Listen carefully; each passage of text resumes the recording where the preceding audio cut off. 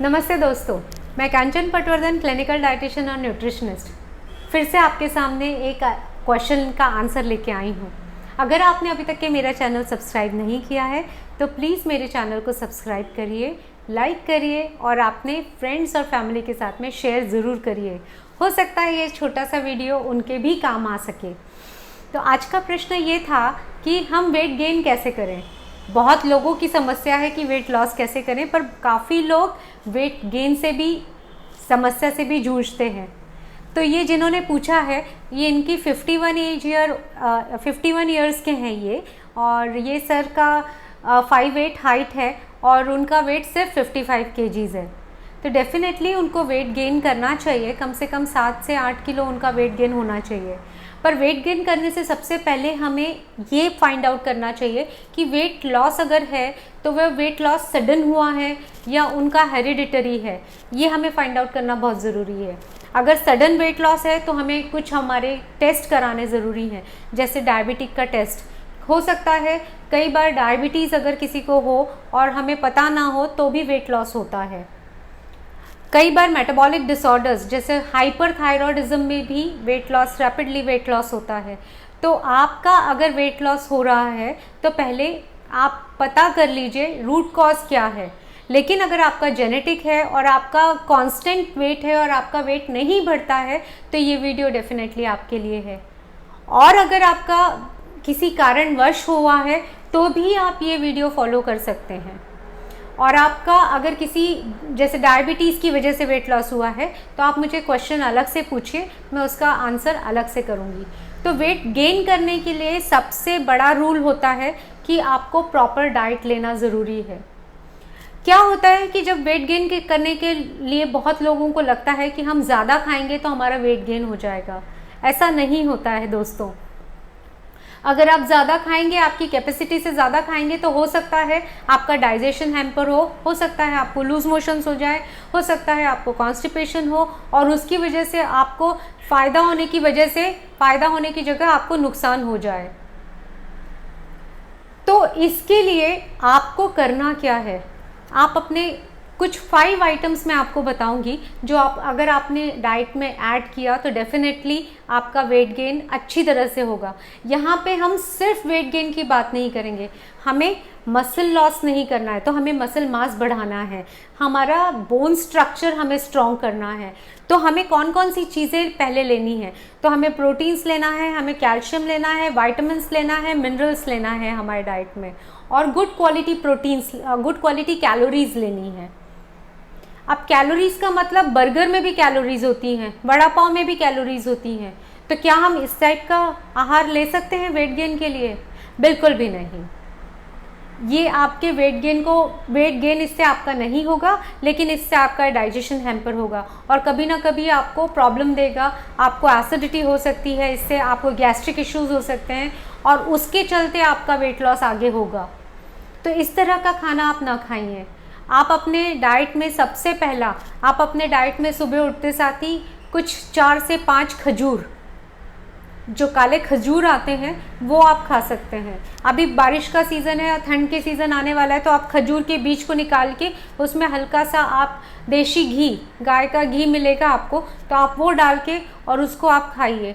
देखिए इससे आपको आयरन मिलेगा, इससे आपको अच्छी क्वालिटी की प्रोटीन्स, आपको फैट्स भी मिलेंगे। आप अगर दूध लेना चाहते हैं तो आप दूध ले सकते हैं। दूध में शक्कर कभी ना डालें, चाहे कितना भी वो उसमें आपको कैलोरीज मिल रहे हों। तो आप दूध ले सकते हैं, खजूर ले सकते हैं। साथ में तीसरी चीज़ है जो ड्राई फ्रूट्स हैं। ड्राई फ्रूट्स का आप लड्डू घर में बना सकते हैं और वो अगर आपने एक खाया तो वो आपके लिए काफ़ी अच्छा होगा। ड्राई फ्रूट के लड्डू में आप आलमंड्स, वॉलनट्स, पिस्ताचियो, काजू, फिर उसके बाद में आप जो मगज के सीड्स होते हैं, फ्लैक्स सीड्स हैं और सनफ्लावर सीड्स हैं, इतनी चीज़ें आप डालिए। इनको रोस्ट करके इनको आप हल्का मोटा क्रश कर सकते हैं। क्रश करने के बाद बाइंडिंग के लिए आप जो ड्राई फिग होता है, अंजीर, उसको आप मिक्सर में पीस के उसकी लुगदी टाइप की बना सकते हैं और वो लुगदी में आप ये सारे ड्राई फ्रूट्स डाल के और इसके लड्डू बना के खा सकते हैं। तो सबसे बड़ा बेनिफिट इन लड्डू का क्या होगा कि आपको आयरन, कैल्शियम, मल्टीविटामिन्स और मिनरल्स ये सभी मिल रहा है। साथ में बहुत ही अच्छे प्रोटीन्स मिल रहे हैं, अमीनो एसिड्स मिल रहे हैं और इसेंशियल फैटी एसिड्स भी मिल रहे हैं। विटामिन ई भी इन लड्डू में बहुत अच्छा होता है। तो इस तरह से हमारे डाइट में हमें पौष्टिकता बढ़ानी है।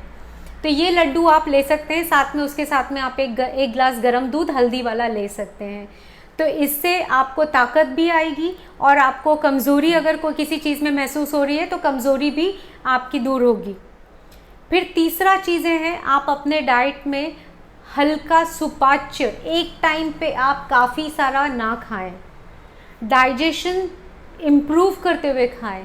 तो डाइजेशन इम्प्रूव कैसे होगा?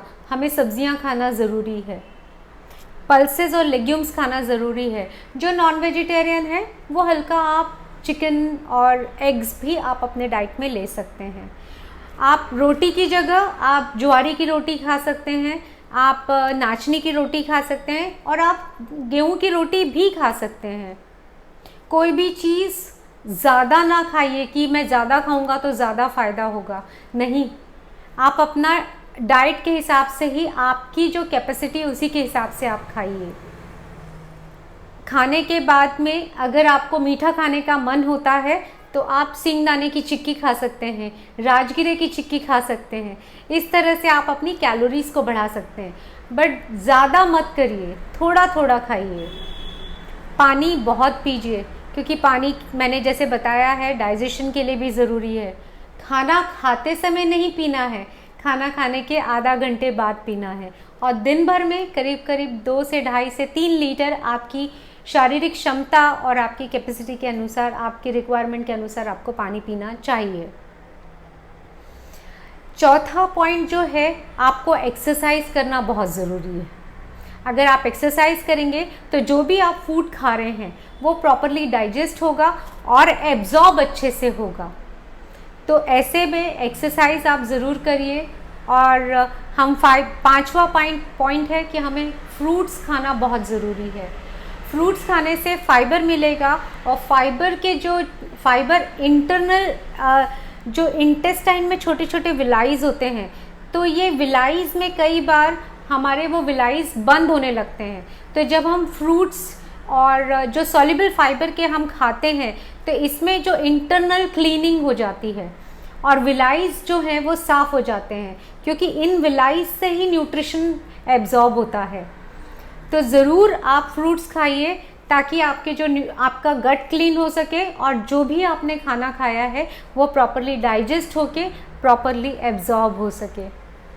तो ये आपके 5 पॉइंट आप गांठ बांध लीजिए और आपका हेल्दी वे में आप धीरे धीरे करते हुए आप अपना वेट बढ़ा सकते हैं। Thank you very much. Eat healthy, stay healthy, live healthy.